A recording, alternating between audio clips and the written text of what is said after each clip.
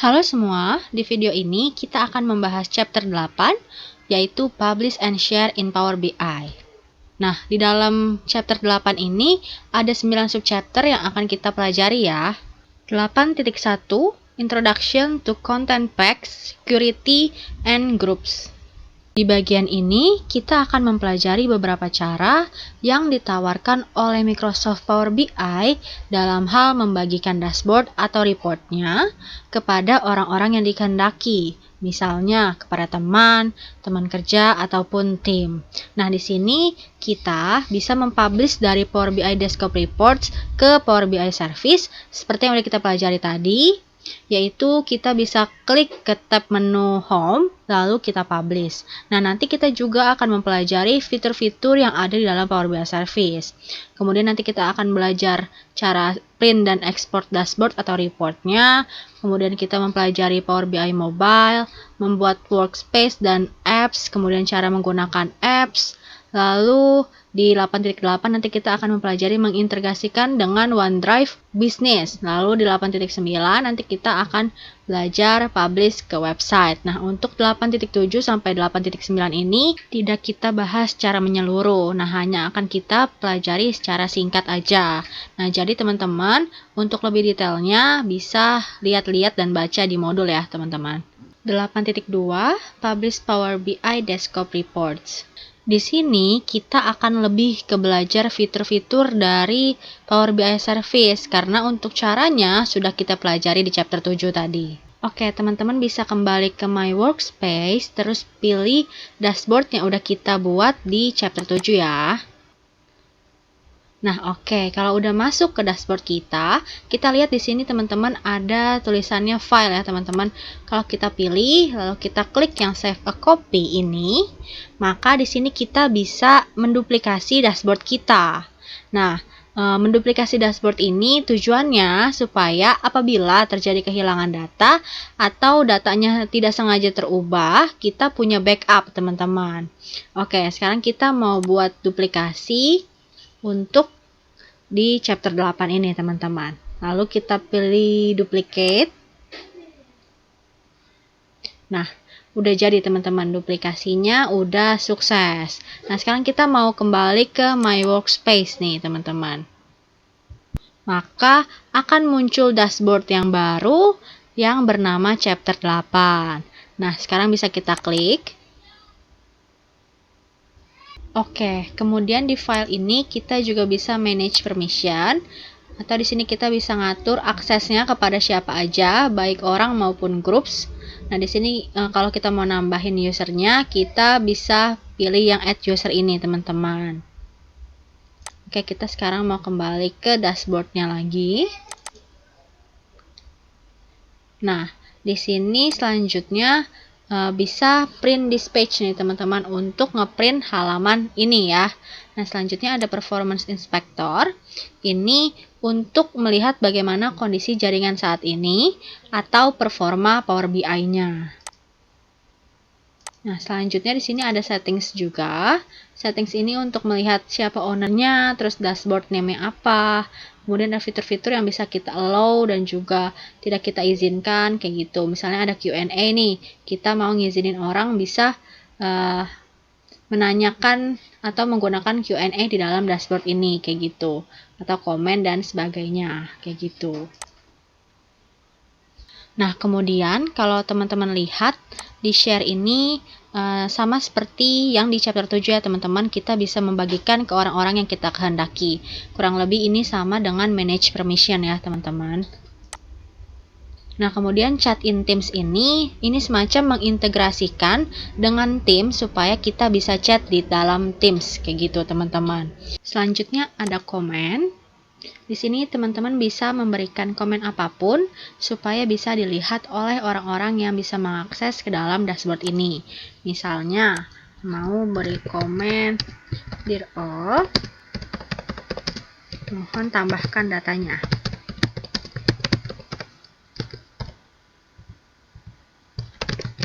As regards, Novita. Nah, kemudian kalian bisa langsung post. Nah, nanti Pesan ini akan dilihat oleh semua orang yang bisa mengakses ke dalam dashboard ini. Selanjutnya di sini ada subscribe. Nah, subscribe to email ini kurang lebih mirip sama email ya teman-teman. Jadi kalian bisa ngirimin pesan kepada orang-orang yang memiliki akses di dalam dashboard ini. Contohnya kayak gini nih. Kalian bisa tambahin aja alamat emailnya, misalnya ada teman kalian yang lain gitu, kalian bisa tambahin di sini. Terus subjeknya apa, message-nya apa, terus kalian bisa atur juga nih kalian mau ngirimnya berapa banyak gitu frekuensinya, misalnya mingguan, bulanan, atau setiap jam mau kalian kirim emailnya, itu bisa teman-teman.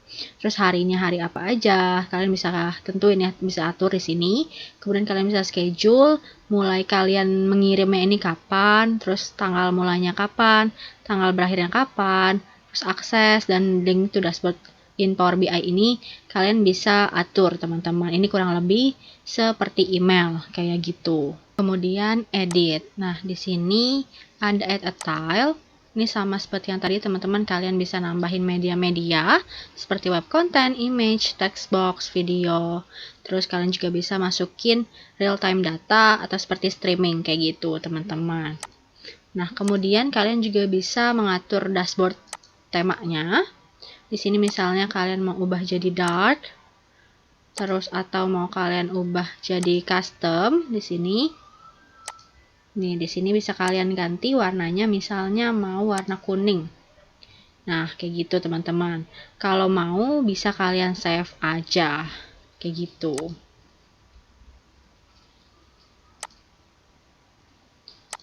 Oke, nih selanjutnya di edit ini ada mobile layout nih teman-teman.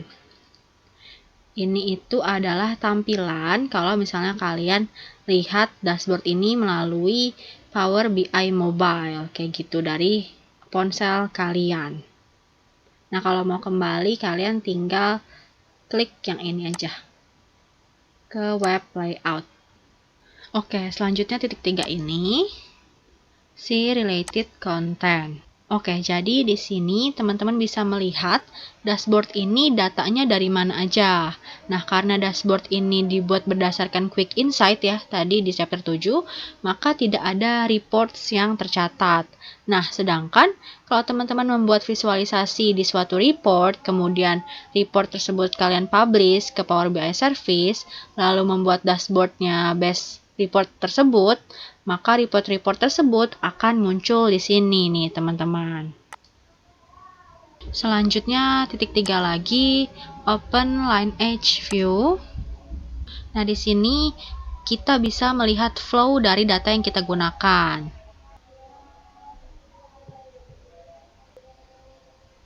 Jadi kita posisinya lagi di sini ya teman-teman. Kita menggunakan datasets-nya adalah financial sample, kemudian report-nya adalah chapter 7. Nah, ini kita lagi di chapter 8 karena tadi kita duplikasikan. Oke. Nah, selanjutnya titik 3 lagi. Open usage matrix.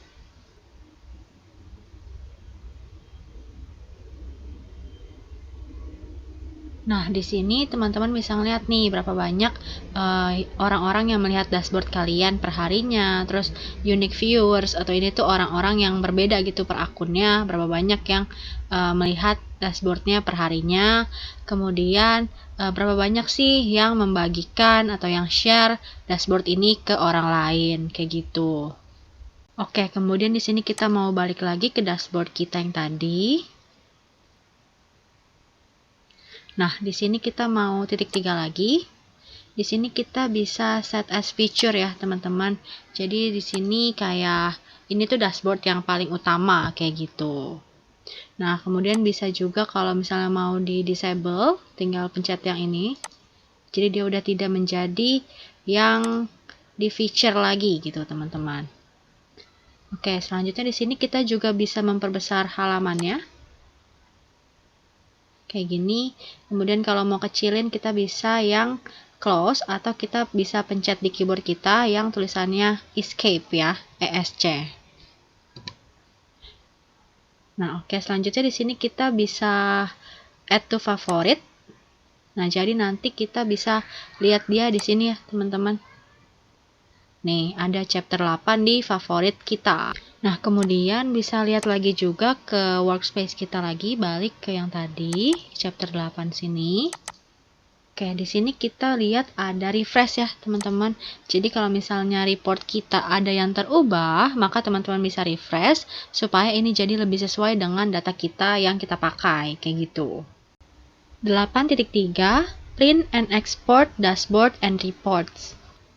Nah, di bagian ini kita akan belajar bagaimana caranya untuk ngeprint, ekspor, data-data atau report atau dashboard atau apapun yang teman-teman inginkan, kayak gitu.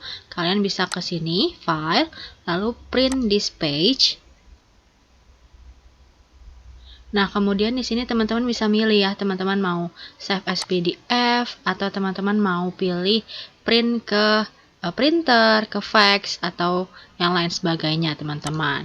Nah, kemudian di sini teman-teman bisa atur layoutnya, mau portrait atau landscape, mau semua halaman atau beberapa halaman aja ya, kalau ada banyak halamannya. Kemudian bisa more setting.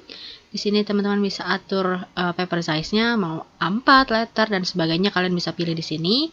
Mau atur skalanya, kemudian kalian mau ngeprint berapa banyak per halamannya, kayak gitu. Kemudian marginnya dan sebagainya, teman-teman. Nah, nanti kalian tinggal save atau print aja. Oke, nah kemudian apabila teman-teman mau menganalisa satu tile ini aja, teman-teman bisa ke more option, lalu export to CSV. Nanti kita bisa analisa ini di Excel nih, teman-teman.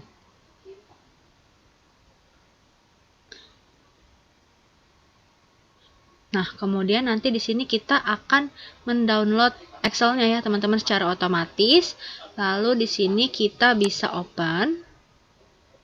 Nah, kemudian nanti di sini kita akan diarahkan ke Excel-nya ya, teman-teman. Kita lihat di sini kalau Excel-nya ini akan memuat data-data yang hanya ada di tile-nya tersebut, teman-teman. Oke, kemudian apabila teman-teman ingin print atau ekspor data yang bentuknya itu report, teman-teman bisa ke My Workspace lagi, teman-teman. Lalu kalian ke data, pilih data yang type-nya ini report ya, teman-teman. Nah, oke, nanti di sini teman-teman akan masuk ke dalam report yang kemarin yang tadi di chapter 7 sudah kita buat ya, teman-teman. Nah, di sini teman-teman kalau misalnya mau ekspor, kalian tinggal pilih yang ekspor. Lalu analyze in Excel. Nanti kita akan mendapatkan datanya baik dalam Excel, PowerPoint ataupun PDF. Atau kalau teman-teman mau ngeprint, kalian bisa ke sini ya, teman-teman. Bisa download this file.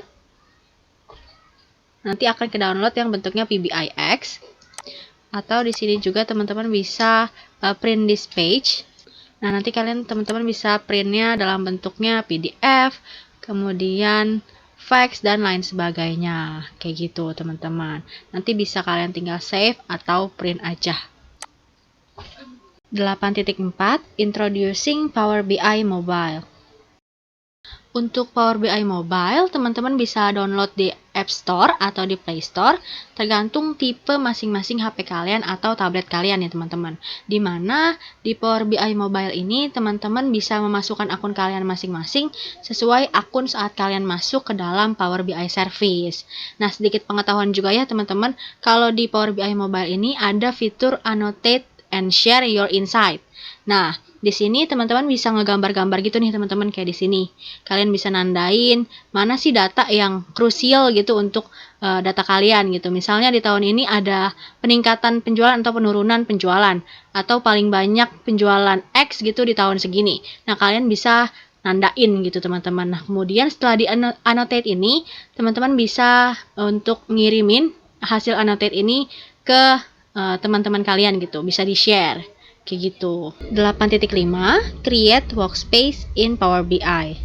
Di mana di bagian ini kita akan belajar caranya bagaimana untuk membuat tempat kerja atau workspace untuk tim kayak gitu. Di mana banyak orang bisa mengedit data tersebut tergantung dengan posisinya di dalam semacam grup itu. Di sini kita ke Workspaces, lalu Create a Workspace. Nah, di sini workspace name-nya kita tulis aja Laboratorium SI kelas G. Nah, untuk description-nya samain aja data-data lab SI kelas G. Kemudian teman-teman bisa ke advanced setting-nya.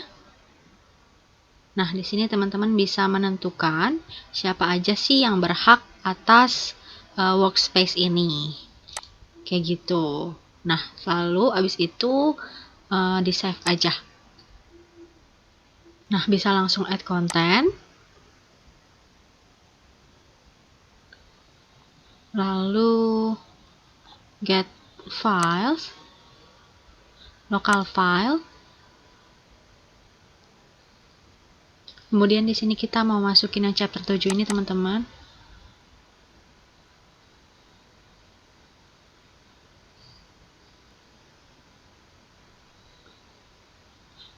Nah, oke. Jadi chapter 7 ini udah masuk ya, teman-teman, ke workspace laboratorium SI kelas G. Nah, nanti teman-teman di sini bisa buat dashboard juga dan lain-lain. Di sini teman-teman juga bisa nih nentuin siapa yang berhak atas workspace ini, teman-teman. Teman-teman bisa nentuin siapa aja yang berhak. Kemudian di sini ada posisinya nih, teman-teman. Posisinya yang jelas di sini ada viewer. Viewer ini cuman bisa lihat nih, bisa lihat workspace-nya ada apa isinya, kayak gitu. Nah, selain itu ada admin, member, dan kontributor yang pastinya punya tugasnya sendiri-sendiri ya, teman-teman.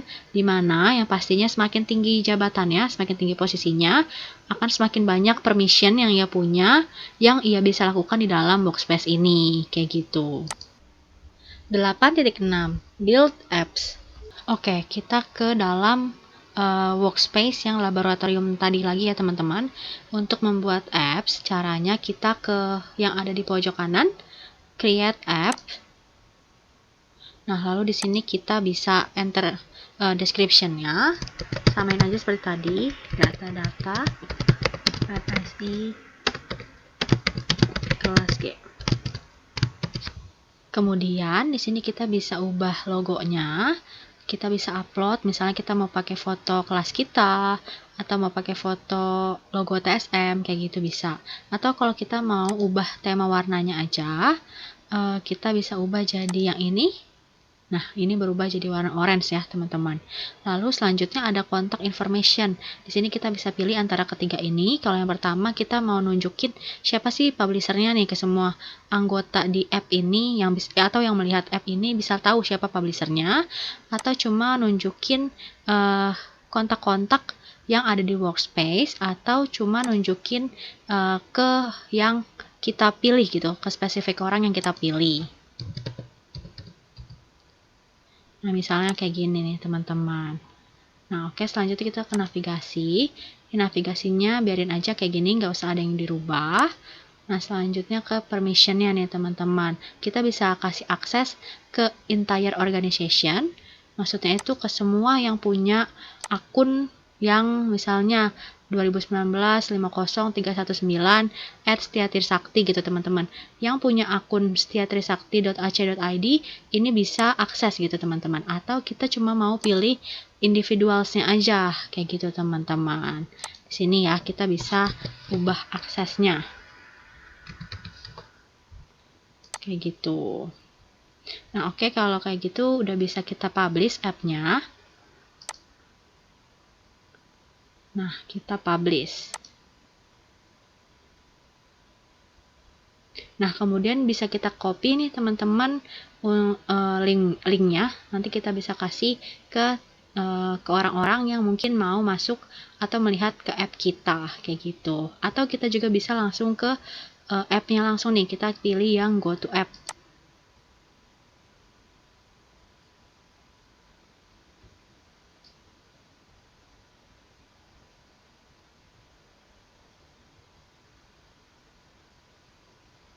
Oke, nah udah muncul nih ya app-nya, udah jadi.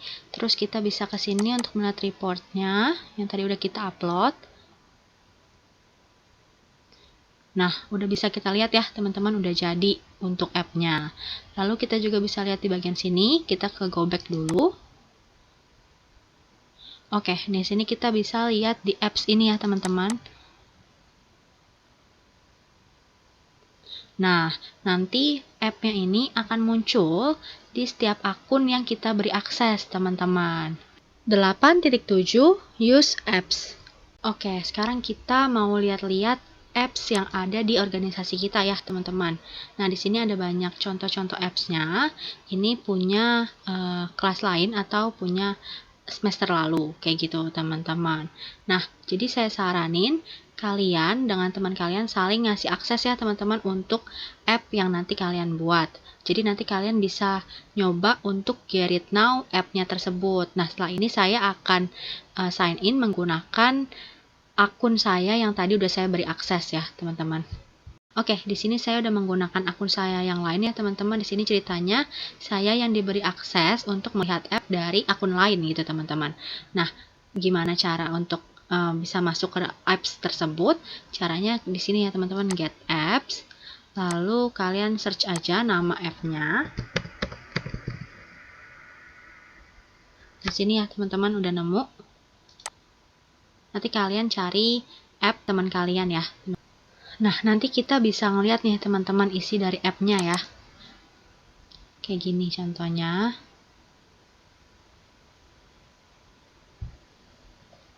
Di sini kita bisa lihat report yang ada di app tersebut, teman-teman. Kemudian kita bisa go back untuk mau edit ya, teman-teman. Di sini kan tadi saya diberi akses sebagai admin ya, teman-teman. Di sini kita mau coba untuk ngedit. Nah, di sini kita bisa pilih yang titik 3 lalu edit. Nah, pilih yang update app. Lalu contohnya di sini kita mau matiin navigasi buildernya. Nah, lalu kita bisa update app. Lalu update. Dan setelah itu kita bisa copy dan bisa go to app-nya lagi. 8.8 Integrate OneDrive for Business with Power BI. Kita akan bahas secara singkat juga, di mana kita akan mengintegrasikan OneDrive Business kita dengan Power BI agar menjadi connect gitu datanya. Nah, sekarang kita mau ke OneDrive. Kalian search aja ya, OneDrive login.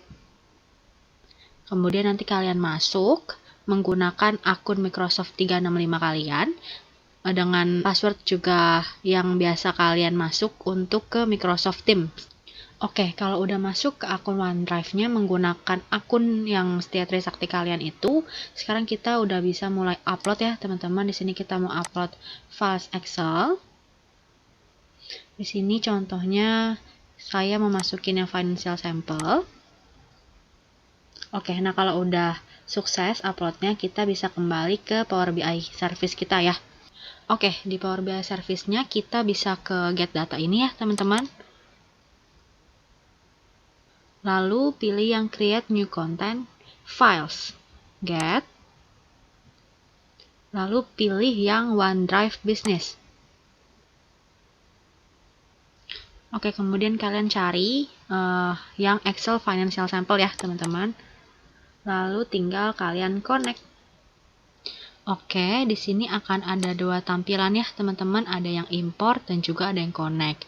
Dimana kalau kita import, artinya kita akan masukkan Excel itu tadi sebagai dataset. Sedangkan kalau kita connect, maka kita akan masukkan sebagai Excel workbook ya, teman-teman. Nah, di sini kita akan coba dua-duanya. Yang pertama kita mau coba yang import dulu, yaitu kita akan masukkan sebagai dataset. Nah, di sini udah berhasil ya teman-teman, financial sample dataset. Nah, sekarang kita bisa go to dashboard.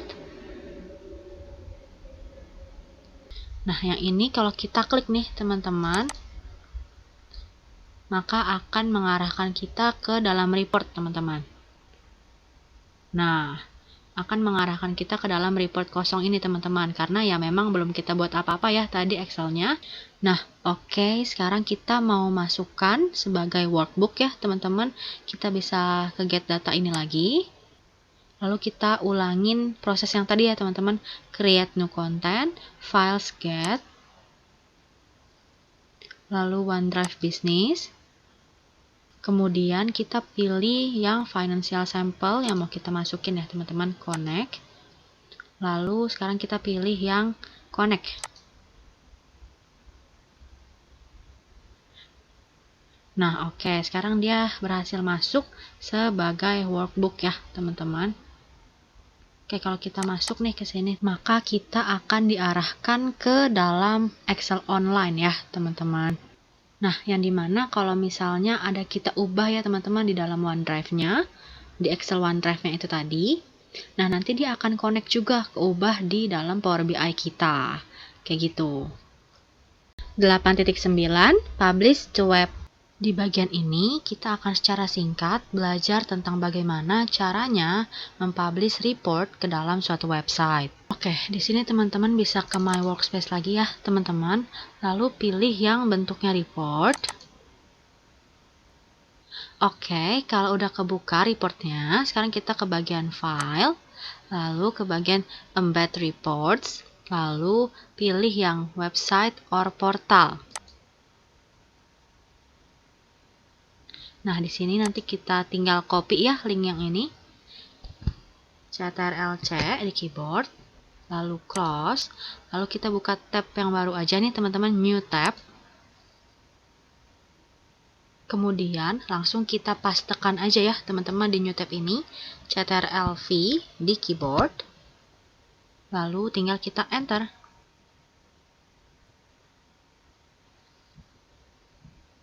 Nah, oke. Kemudian akan muncul ya teman-teman report kita di dalam website ini. Tampilannya seperti ini. Nah, jadi kita bisa share link ini, link yang tadi kita ambil itu, lalu kita bagikan ke orang lain untuk dapat melihat report kita melalui website. Oke, untuk pembahasan di pertemuan kali ini sudah selesai. Nah, jangan lupa ya teman-teman kalau kita ada tugas. Tugasnya itu untuk membuat visualisasi kompleks dari Power BI Desktop lalu dipublish ke Power BI Service. Nah, untuk instruksi lebih lengkapnya terkait deadline-nya, terus file yang dikumpul itu apa. Nah, nanti kalian baca di assignment-nya ya teman-teman. Mohon dibaca dengan teliti. Nah, oke, berarti sekian untuk video kali ini. Apabila ada yang ingin ditanyakan, segera ditanyakan ya, teman-teman. Terima kasih.